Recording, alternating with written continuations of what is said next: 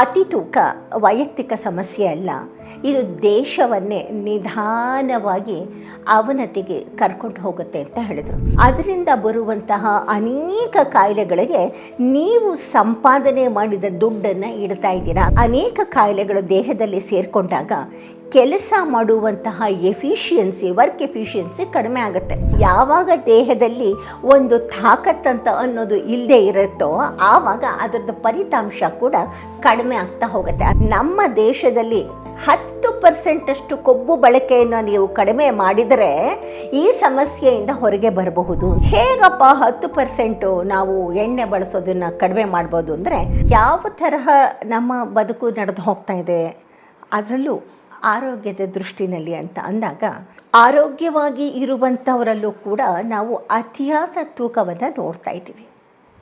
ಏನಿವಾಗ ಇದ್ರೆ ಅತಿಯಾದ ತೂಕ ನೋಡೋಕ್ಕೆ ನಾನೇನು ಅಷ್ಟೊಂದು ನನ್ನ ಸೌಂದರ್ಯದ ಬಗ್ಗೆ ನಾನು ತಲೆ ಕೆಡಿಸ್ಕೋತಾ ಇಲ್ಲ ಅಂತ ಅಂದರೆ, ಅತಿ ತೂಕ ಅಥವಾ ಒಬೇಸಿಟಿ ಅಂತ ಹೇಳ್ತೀವಲ್ಲ, ಬೊಜ್ಜು, ಇದು ಸೌಂದರ್ಯಕ್ಕೆ ಮಾತ್ರ ಸೀಮಿತವಾಗಿರುವಂತಹ ವಿಷಯ ಅಲ್ಲ, ಇದು ಆರೋಗ್ಯಕ್ಕೆ ಸೀಮಿತವಾಗಿರೋದು. ಈ ಆರೋಗ್ಯ ಅಂತ ಅನ್ನೋದು ಒಬ್ಬ ವೈಯಕ್ತಿಕ ವ್ಯಕ್ತಿಗೆ ಮಾತ್ರ ಸಂಬಂಧಪಟ್ಟಿದ್ದ?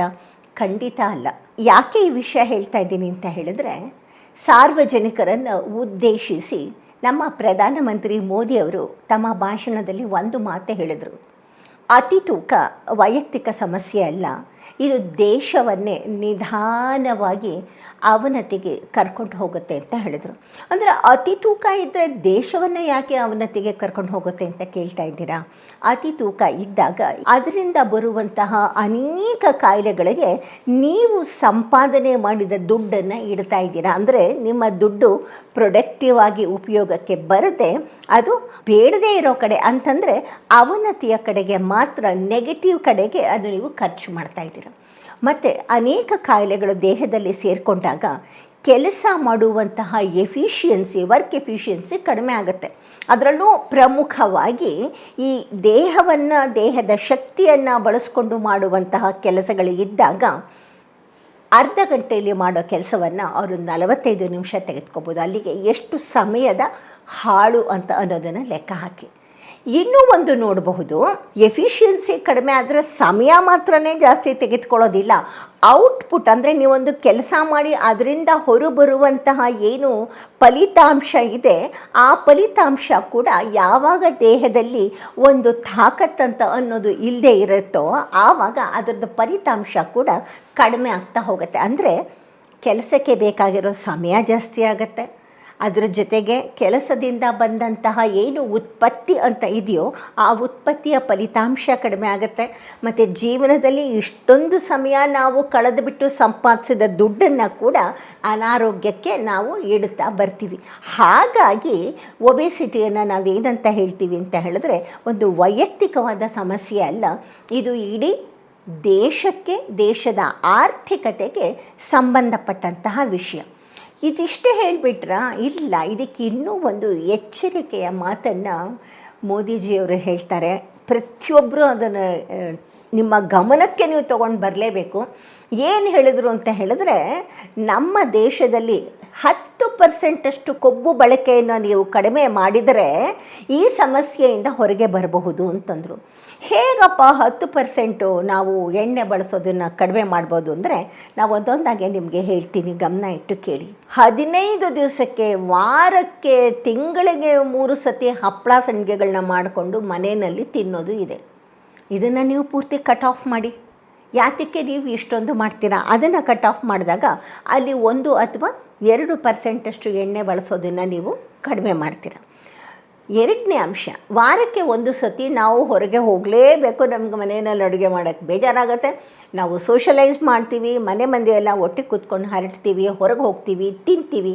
ಫೈನ್, ತಿನ್ನಿ, ಸುಖ ಪಡೋಕ್ಕೆ, ಸಂತೋಷ ಪಡೋಕ್ಕೆ ಯಾರೂ ಅಡ್ಡಿಪಟ್ಟಿಲ್ಲ.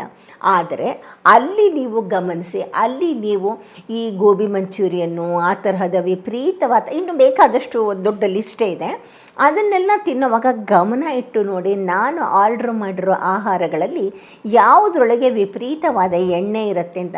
ಕಣ್ಣು ಮುಚ್ಕೊಂಡು ನೀವು ಕರೆದಿರೋ ಪದಾರ್ಥಗಳನ್ನು ಬಿಡಬಹುದು. ಹಾಗೆ ಬಿಡೋದ್ರಿಂದ ಅಲ್ಲಿ ಇನ್ನೊಂದು 2% ಅಷ್ಟು, ಇದು ಅಪ್ರಾಕ್ಸಿಮೇಟಾಗಿ ನಾನು ಹೇಳ್ತಾ ಇರೋದು, 2% ಅಷ್ಟು ಅಲ್ಲಿ ಎಣ್ಣೆಯನ್ನು ಕಡಿಮೆ ಮಾಡ್ತೀರ. ಇನ್ನು ಕೆಲವರ ಜೀವನದಲ್ಲಿ ಹೇಗಿರುತ್ತೆ ಅಂತ ಹೇಳಿದ್ರೆ ಹೊರಗಡೆ ಹೋಗೋದಿರುತ್ತೆ, ಮೀಟಿಂಗ್ಗಳು ಇರುತ್ತೆ, ಅಥವಾ ಕೆಲಸದ ಮೇಲೆ ಬೇರೆ ಬೇರೆ ಕಡೆ ಹೋಗೋದಿರುತ್ತೆ. ಇಲ್ಲಿದ್ದಾಗ ನಿರಂತರವಾಗಿ ಬೆಳಗ್ಗೆ ಮಧ್ಯಾಹ್ನ ರಾತ್ರಿ 3 ಹೊತ್ತು ಹೊರಗೆ ತಿನ್ನುವಂತಹ ಒಂದು ಪರಿಸರ ಅಂಥ ವೃತ್ತಿಯಲ್ಲಿ ಇರೋರಿಗೆ ನಿರ್ಮಾಣ ಆಗಿರುತ್ತೆ. ಅದು ವೃತ್ತಿನೇ ಅಲ್ಲ, ಈವನ್ ಹೆಚ್ಚಾಗಿ ಸಮಾಜಕ್ಕೆ ಕೆಲಸ ಮಾಡೋವಂಥವರಲ್ಲೂ ಹೆಚ್ಚು ಹೊರಗಡೆ ಹೋಗೋದು ಇರುತ್ತೆ. ಇಲ್ಲಿ ಏನು ಮಾಡಬೇಕು, ಗಮನ ಇಟ್ಟು ನಾವು ಮಾಡಬೇಕಾಗಿರೋದು ಏನಂತ ಹೇಳಿದ್ರೆ, ನಿಮ್ಮ ದಿನದ 3 ಊಟಗಳು ಹೊರಗಡೆನೇ ಇದೆ ಅಂತ ಹೇಳಿದ್ರೆ ಅದರಲ್ಲಿ 2 ಊಟವನ್ನು ಸಾರಾಸಗಟಾಗಿ ನೀವು ತಿರಸ್ಕಾರ ಮಾಡಿ, 1 ಊಟವನ್ನು ಮಾಡಿ. ಇನ್ನು 2 ಊಟದಲ್ಲಿ ನೀವು ಮಾಡಬೇಕಾಗಿರೋದು ಏನಂದರೆ, ಅಲ್ಲೊಂದು ರೋಟಿ ಇದ್ದರೆ 1 ರೋಟಿ ಮತ್ತು 1 ಪಲ್ಯ ಹಾಕ್ಕೊಳ್ಳಿ, ಅಥವಾ ದಾಲ್ ಹಾಕ್ಕೊಳ್ಳಿ, ಅನ್ನ ಹುಳಿ ಹಾಕ್ಕೊಳ್ಳಿ, ಮಜ್ಜಿಗೆ ಹಾಕ್ಕೊಳ್ಳಿ. ಅಥವಾ ನೀವು ತಿನ್ನೋರೇ ಆಗಿದ್ದರೆ, ಮೊಟ್ಟೆ ತಿನ್ನೋರೇ ಆಗಿದ್ದಿದ್ರೆ ಆ ಮೊಟ್ಟೆ ಒಳಗಡೆ ಇರುವ ಬಿಳಿಯ ಭಾಗವನ್ನು ತಿನ್ನಿ. ಹೊರಗಡೆ ಹೋಗಿದ್ದಾಗ ಮಾತ್ರ ನೀವು ಮಾಂಸಾಹಾರಕ್ಕೆ ನೀವು ಶರಣಾಗ್ಬಿಡಿ. ನೀವಿಲ್ಲಿ ಮಾಂಸಾಹಾರವನ್ನು ಬಿಟ್ಟಿದ್ದೀರಿ ಅಂತಂದರೂ ಕೂಡ ಸಾಕಷ್ಟು ಪ್ರಮಾಣದಲ್ಲಿ ನೀವು ಈ ಕೊಬ್ಬಿನ ಅಂಶವನ್ನು ಕಡಿಮೆ ಮಾಡ್ಕೊಳ್ತಾ ಹೋಗ್ತೀರ. ಹಬ್ಬಗಳಲ್ಲಿ ಮಾತ್ರನೇ ನಾನು ಕರದ ತಿಂಡಿಯನ್ನು ತಿಂತೀನಿ ಅಂತ ಅನ್ನುವಂತಹ ಒಂದು ನಿರ್ಧಾರವನ್ನು ನೀವು ತೆಗೆದುಕೊಂಡ್ರೆ, ಮೋದಿಜಿಯವರು ಹೇಳಿದ ಹಾಗೆ ಸರಿಸುಮಾರು ನಾವು 10% ಎಣ್ಣೆ ಬಳಸೋದನ್ನು ಕಡಿಮೆ ಮಾಡಬಹುದು. ಇದರಿಂದ ಅತಿ ತೂಕವನ್ನು ನಾವು ಖಂಡಿತವಾಗಲೂ ಮುಂದಕ್ಕೆ ಹಾಕ್ಬೋದು, ಅಥವಾ ಬರದೇ ಇರೋ ಹಾಗೆ ಮಾಡ್ಬೋದು. ಅಥವಾ ಅತಿ ತೂಕದಿಂದ ಬರುವಂತಹ ಅನೇಕ ತರಹದ 30-35 ತರಹದ ಕಾಯಿಲೆಗಳನ್ನು ಖಂಡಿತವಾಗಲಿ ನಾವು ದೂರ ಇಟ್ಟು ಹೆಚ್ಚು ಪ್ರೊಡಕ್ಟಿವ್ ಆಗಿ ಇರ್ಬೋದು. ಆರ್ಥಿಕವಾಗಿ, ಮಾನಸಿಕವಾಗಿ, ಸಾಮಾಜಿಕವಾಗಿ ನಾವು ಬಲಯುಕ್ತವಾಗಿರಬೇಕು ಅಂತಂದರೆ ನಮ್ಮ ದೇಹದ ತೂಕ ಕೂಡ ಸರಿಯಾಗಿ ಇರಬೇಕು. ನಮಸ್ಕಾರ.